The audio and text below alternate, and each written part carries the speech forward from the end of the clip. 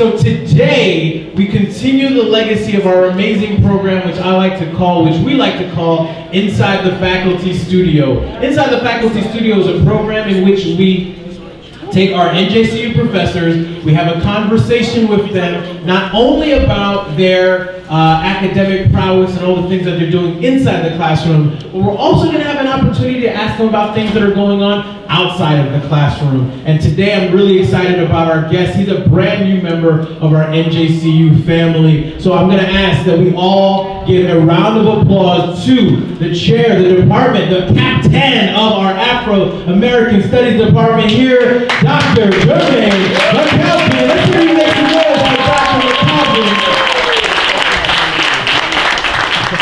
Yes, sir. Have a seat. Have a seat. Doc, are you ready? All right, we're going to grab the mic there for you. The hot seat. So we have a set of questions for you, Doc. In addition to the questions, we're also going to be in a few streaming on Instagram Live. So if there's anyone who has any questions additional, we'll have them from the audience. We'll have them on Instagram Live. And we have Dr. McCalpin here. Doc, I'm going to start with the beginning. Start right from the top. Where were you born? Jamaica. Represent. You gotta show them the socks too. Hold on. Yes, represent. So can you tell us a little bit about Jamaica? Tell us about the city, your town, a little bit about how you grew up. Well, most persons you talk to that are from Jamaica, they'll tell you they're from Kingston. Kingston is only one of the 14 parishes in Jamaica. I was born in Kingston, but I grew up in St. Catherine, which is in the southeast of Jamaica. Jamaica is about 150 miles long, 50 miles wide. So tell us about St. Catherine. What do you remember most about living in St. Catherine? Fruit trees, mangoes, lots of mangoes. There's proper ways to eat a mango too. You can't just be out there chomping at your mango. No, you peel it with your teeth, not with a knife. People from the Caribbean know that's how you eat the mango.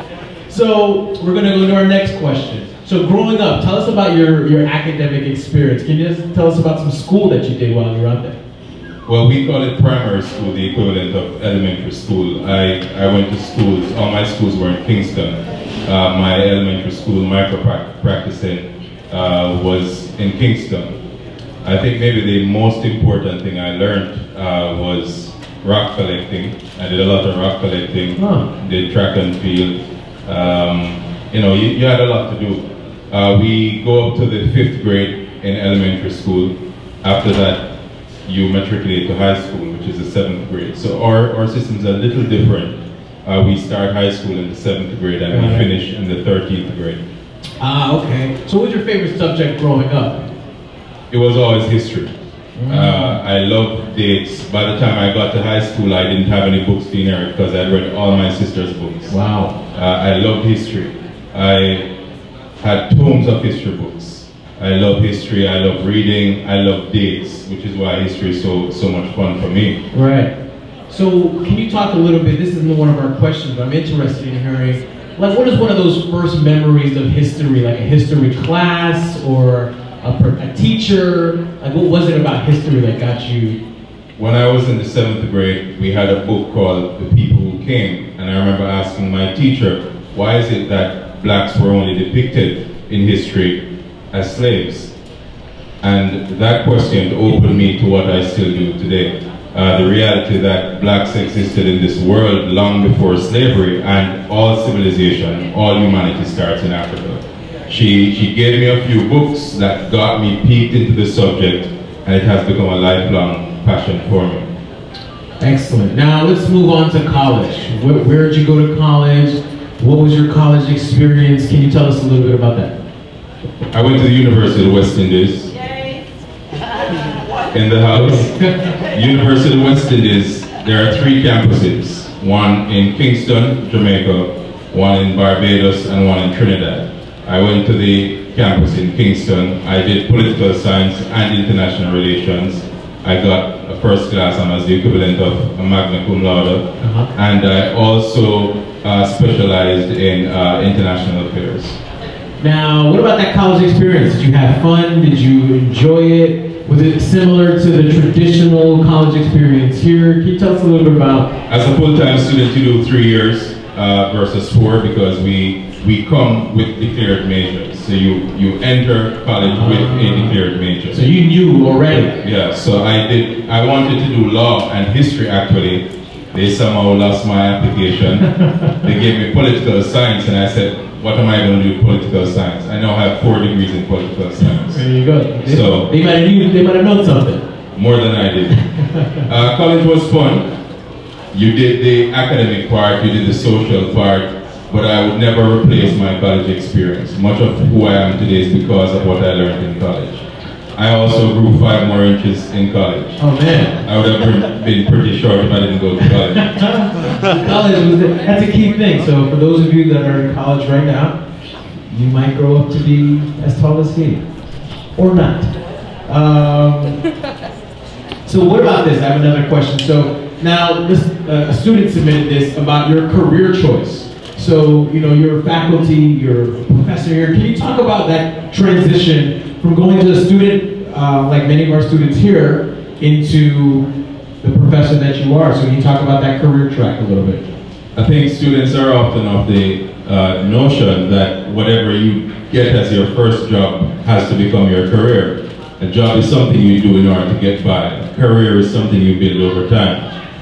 I approached my post-college years with the reality that I wanted to do a master's and then do a PhD. I was what they would call a professional student. You know, you did 9 years of post-high school education. People think you're never going to stop studying. But take courage in that once you're finished, you're done for life. So I knew I wanted to be an academic. I wanted to be a professor from my second year in college. I got the opportunity because of a professor, and that's what I do for my students now. The professor was going to be absent, and he asked me if I had an interest in the topic. I told him yes, and he said, well, teach the class. I thought he was joking, but he said, no, teach the class.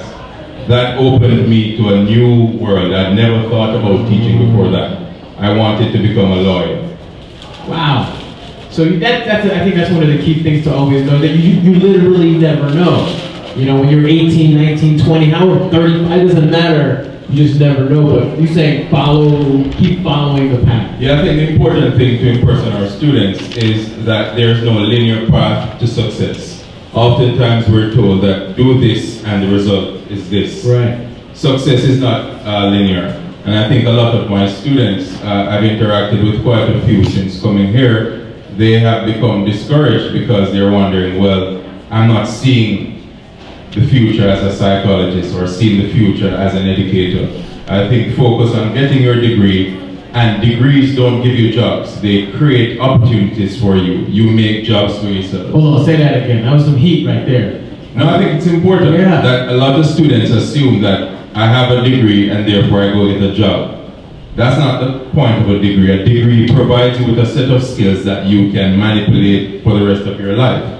You use it effectively to create employment for yourself. Right. Whether it is a 9 to 5 or you become an entrepreneur.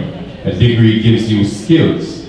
It doesn't equate to giving you a job. Right, right. So now another question I have is getting to NJCU. So you went through your studies, you became, you got a PhD, you went through that work. Yes.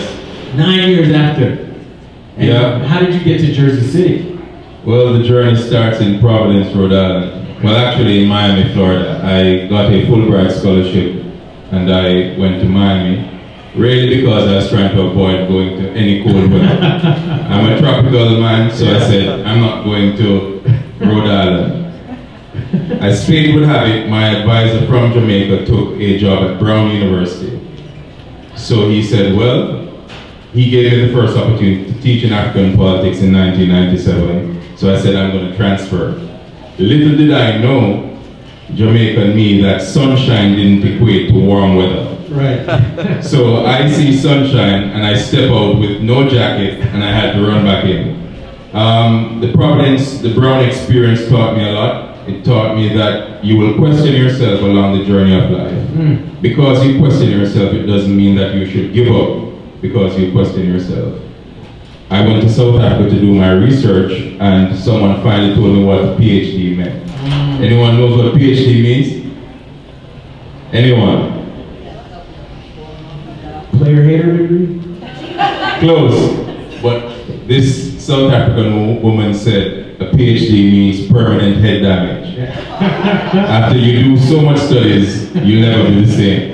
So if you want permanent head damage, do a PhD. So I did the PhD, and I went back to Jamaica for 10 years, and then this opportunity came up, and I kept on thinking to myself, why would I leave the warmth?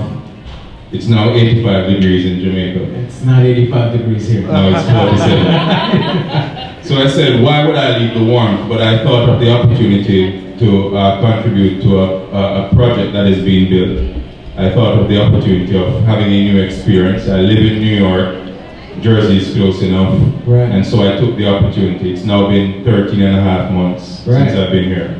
Welcome, let's get new NJCU member, 13 and a half months. Let's give a round of applause for that, right? Welcome.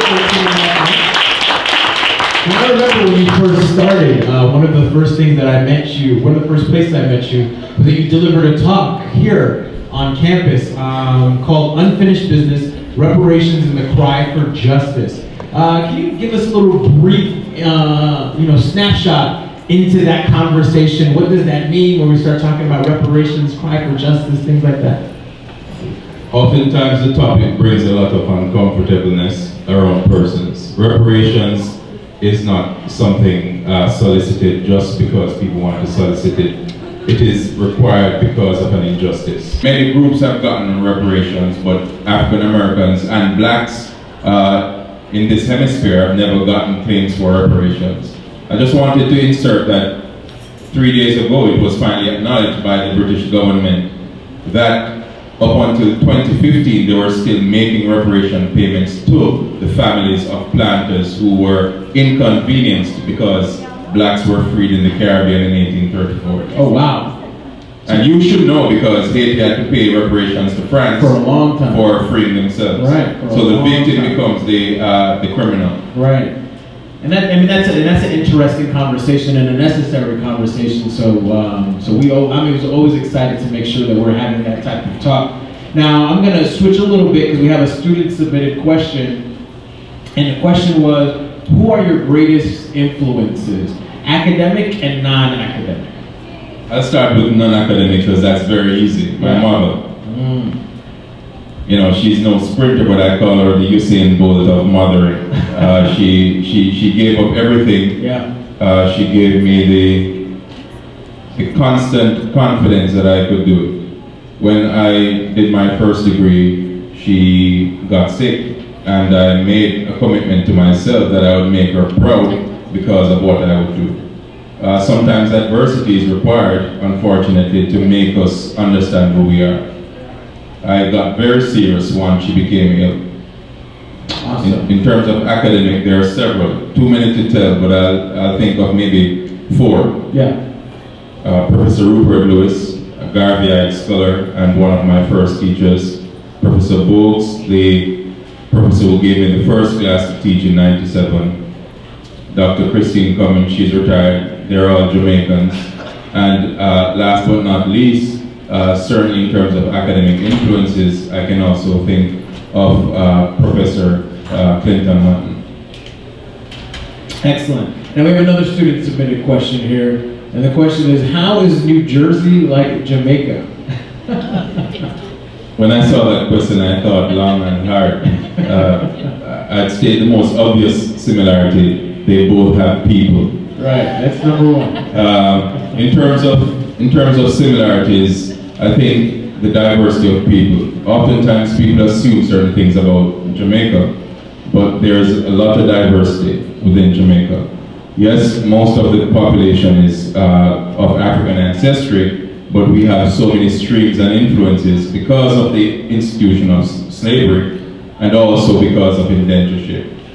So when you say Jamaican, you could be talking about an Indian, you could be talking about a Portuguese, you could be talking about a Lebanese or a Syrian or a Jewish person, Chinese, you could be talking about a Haitian Jamaican. There are a lot of different complexions, not just in terms of shades, but also in terms of identities in Jamaica. When I came to NJCU, that was the thing that struck me, the diversity of the students in terms of their background. I've met students from so many different cultures and traditions in my year here. So I think that is an obvious similarity. Excellent. All right. The bus also runs behind schedule. So that's another similarity with Jamaica and New Jersey. The bus runs behind schedule. And it's 10 bus. It doesn't run at 3:24. My class ends at 3:20. I rush to get it. It always comes at 3:55. Damn, 30 minutes late. That sounds about right. Kennedy Boulevard at 10, that 119, you're waiting for it, and it just never shows up. I'm going to open it up right now to our audience for some questions, and then I have some other final rapid fire questions for Doc. Questions from our audience. Going once. No need to be shy. Someone needs to have some questions. Yeah, or else I'm going to start pointing them out as I do in my class. I was going to say, if we make eye contact, I'm just going to... And I see two of my students, so he's already hiding. All right, we got one. What's one of your most noticeable, what is one of your most notable experiences while teaching? What is one of your most notable experiences as a teacher? I have several, but I think the one that stood out or stands out the most was when I did that first class in 1997. I remember being very afraid, wanting to run. And then a student said to me, "You're doing a good job." That was all it took. That's all it took. And 21 years later, I'm still doing it. Sometimes it's in the simplest thing we find the greatest encouragement. Just that simple encouragement that you can do it. Right. That has motivated me in such a way that I always attempt to reproduce after my kind. I want everyone I teach to become a teacher. I know it won't happen, but that is my goal. I love it. We have another question here to the side. Cassandra. What do you do besides being a teacher, a professor? Okay. Nothing. I do it all, educator 24/7. I actually do some acting. I was in the Black Panther. I'm joking. Well done. I was a stunt double for King T'Challa. No, but in all seriousness, I do mentorship.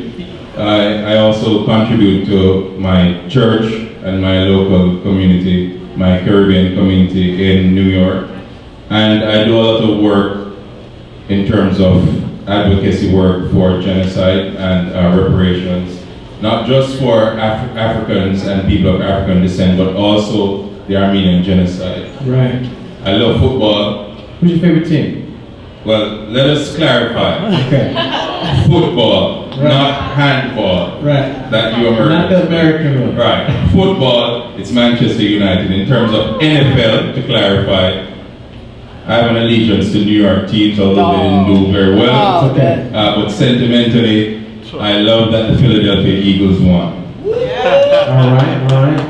Manchester United, I think we may have to end the interview here. As an Arsenal fan struggling through my pain, I'm going to just say thank you for your time. It's been a great conversation. Awesome. So, okay, Manchester United. Shout out to the Philadelphia Eagles. I love that. I saw another, did I see another hand in the back? Let's start here and then another. Yes. If you could choose a moment in history, what would be like your favorite moment? My favorite moment in history? I teach a course on African civilization and one on the African diaspora. Mine goes back maybe 4,000 years ago. And that is when Nubia and Egypt are two of the world's greatest civilizations. Often forgotten because we assume Egypt looks like it looks like today, but the first civilization in Africa was Egypt. And I think of that glorious legacy that is sometimes not well understood. I know it would seem nicer to say something closer, the I have a dream, but for me, it's 3100 BC. Yes. No, go ahead, Paul. So, as someone looking into grad school, what's the advice you focus on procedures, with a good name for yourself? But let's say you can't get into one of the schools. What should you look for, and how do you like take advantage of what you do have? How do you make the most out of graduate? So actually, you know what? I want everyone to hear the question, so I'm going to give you the mic quickly. Come. Alright, so one more time. As someone looking into grad school, you know, everybody says try to get into the most prestigious grad school you can. But let's say you can't make it there, and you end up in another program, still PhD or master's. But what should you look for? How do I choose which program I should get into? And when I do make it there, how do I make sure I get the most out of that program? My first advice is to be clear, very practical. You should try to get into the most prestigious. If you don't, you should get into another institution, but I don't think we should think of prestige just because of the name.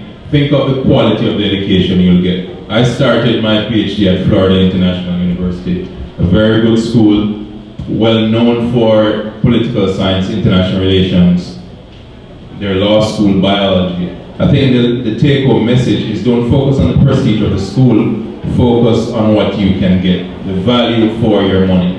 First thing I tell students is that you should question yourself, why do I want to do this degree? A lot of grad school will be questioning. So the first question you need to ask yourself is, why do I want to do it? Some just want to do it because it sounds nice to be called a doctor. But I can tell you this much, it's risky, that permanent head damage, it's very risky. So you will question yourself, but I think the important thing is choosing the right program, work out funding. If they accept GRE or they require GRE, then you study enough to do well. But I think most importantly, the value-added lesson of doing a grad school degree, as I tell students, when you're an undergrad, you are a consumer of knowledge. When you get to grad school, you begin to produce knowledge. If you are not interested in producing knowledge, grad school isn't for you. Sounds nice, you may think you need it in order to progress, but unless you want to produce knowledge, grad school doesn't work well. So most people leave discouraged because they're thinking, well, that's it. I get a handshake, no balloons went off when they said, congrats, Dr. McCalpin. I didn't get a fact check. I wasn't now a millionaire because I had a PhD, but it brought me closer to my goal of being an academic. So if you're not interested in producing new knowledge, grad school may not be what you want to do. That's great. Yes, right here. Oh, we've got a runner. Look at that. Live TV. Just never know what happens. We're on it. My question is, what advice would you give your younger self at the start of your career? My younger self? I'm still young. I was going to say, you're young now. my younger self, I think I would have taken some more risks in terms of the kinds of courses I did. I hate mathematics and statistics. It's funny because I love dates and numbers, but I've realized that in every walk of life you require numbers. I would have told my younger self to be more diligent with understanding the logic of mathematics. Everything works and revolves around mathematics. Everything, every single thing. And the more I learned from history, from the Egyptians, I realized that everything, the pyramids were built through mathematics.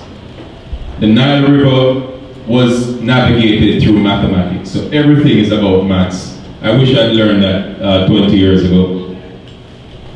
Excellent. I know we have one in the back. Mel. Gaza or Gully. Sorry? Grab the mic. Gaza or Gully. Well, Gaza is in Palestine, and he's asking me a Jamaican question about music. I have allegiance to neither. There it is. Bounty or Beanie. Bounty or Beanie? Neither. Neither. No comments. No, they are both gifted Jamaican dancers. There we go. There it is. All right. Any other questions from our audience? All right, so I'm going to go rapid fire on you here. All right. You didn't get these questions, but don't worry. I know what we got here. Here we go. Favorite breakfast meal? Simple. Ackee and saltfish. That's it. Favorite sound? Favorite sound in terms of type of instrument? Bass. Yeah. Bass. I love the bass, that's reggae. If you had a favorite word, what would be that favorite word? Interesting. That's your answer to the question? Yes. What about least favorite sound? Traffic. Living in New York, traffic. Right. Honking. Just, if I were to ask you one artist and or one song that is on your favorite playlist, what's that go-to record or artist? I have two. Okay. One, anything by Kirk Franklin. Okay. And second, Bob Marley. Excellent. The song is War. One of my favorites. If you had another job other than the job that you're doing today, what would be that job that you could see yourself doing? Janitor. What's a job that you could see yourself not doing today? This job. Yeah. No, in all seriousness, the subway, the train? Yeah, the train operator. Yeah. I wouldn't want that job. Sounds rough. It doesn't smell too good down there either. If you had to have a conversation with someone not alive, who would that conversation be with? Actually, my grandmother. I was 3 months when she passed, my maternal grandmother, and I've heard so much about her, and I hear that so much of her is in me. I would have loved to have had that conversation with her. What's one city that you have been to that you just loved? Outside of Kingston, Cape Town in South Africa. One of my favorites also. Amazing city. What's one city or country or state that you would love to visit that you have yet to been to? That you've yet been to? Ghana. And last, I know that you travel a lot. You're all over the place. How do you get over jet lag, man? I need some tips here. Jet lag. I was told that you sleep on the time of the country you're going to. Okay. That's the quickest way to get over it. But ultimately, there's no way to get over jet lag. You have to go through it. I hear that. So if we have any other questions from our audience, I'm going to ask you one last one, actually. One last one. Can you tell us about the department? I think that's something that I also want to make sure that we highlight. Let's talk about the work that you're doing in the department and some of the great things that students that might be interested in that department, what they can find out from you about it. Sure. Well, we are in the process of revamping our programs in terms of our course offerings. We also have additional faculty. Professor Guzman will also be teaching courses in our department. So we're now 3 persons strong, which is 1/3 more than we had last year. There we go. More importantly, we have a lot of new and revised courses that deal with the gamut of the African and African American experience. Not just the courses I teach, but there are many others. The Black experience, African American history, the African diaspora, African civilization, African politics, and we are interested now, but we love more students to tell us about their interest is in Caribbean politics. I'm from Jamaica. That's one of my areas of research, Caribbean politics. We'd love a course in that. I think students have the opportunity to do a lot more courses. I think the deficit is finding us. So we moved from the 5th floor to the 2nd floor in the K building. And so I'm here. Students should feel free to send me an email, send me some kind of contact if they have questions. Right. But we're excited to have you. Several of my students and former students are here. Hoping it's a testament to the fact that they like the courses or they're maybe forced to be here. But that's great. So that's one of the things that we want to make sure we highlight, you know, as we have new programs and revamping programs. So I mean, I just want to give you a quick round of applause for going from 1 to 3, 3 classes, 3 courses. You know, that's what we want in our educational experience. We want creativity, we want innovation, we want new ideas. So I mean, it's amazing that you're doing that work, so thank you for that. And I see that we have one more question from a student. Oh, okay, go ahead. All right, so following up on the question you just asked, let's say that I don't want to contribute to the knowledge as far as Africana studies. How would you pitch like the practicality of double majoring or even a minor in Africana studies?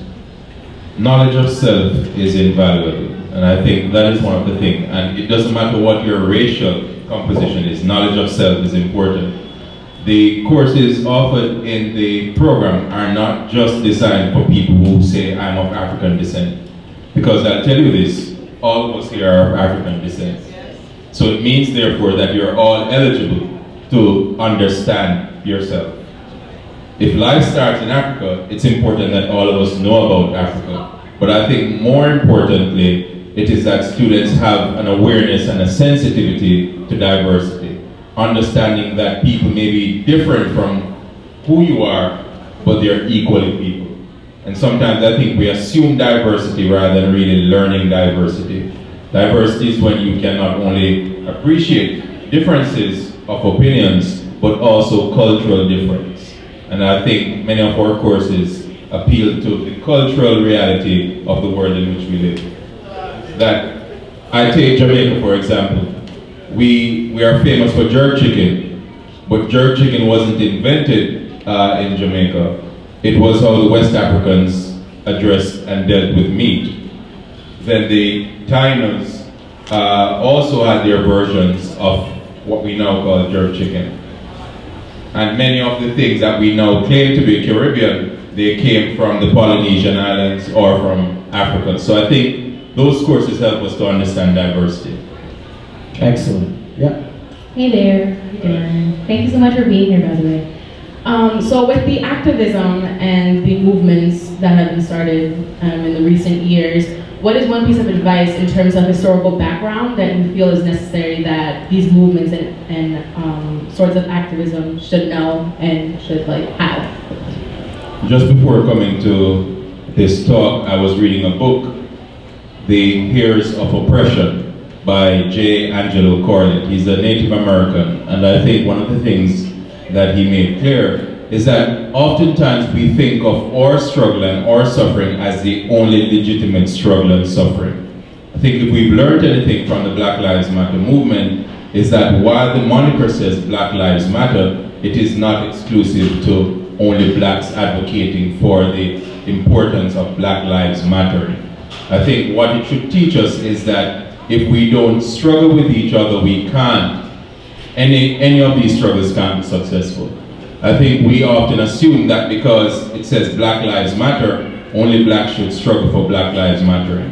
And if it says Chicano or Native Americans, then only those people should be a part of it. I think that was one of the reasons why I began work on the Armenian genocide. Now picture a black man from Jamaica going to Armenia to tell the Armenians about the Armenian genocide. I remember when I first did it, they looked at me like, what's wrong with the picture? And I just answered the question everyone had. Why would a black man need to know about the Armenian genocide? Because people are people, irrespective of their racial, social, gender, religious, and any kind of composition. That's why I studied the Armenian genocide.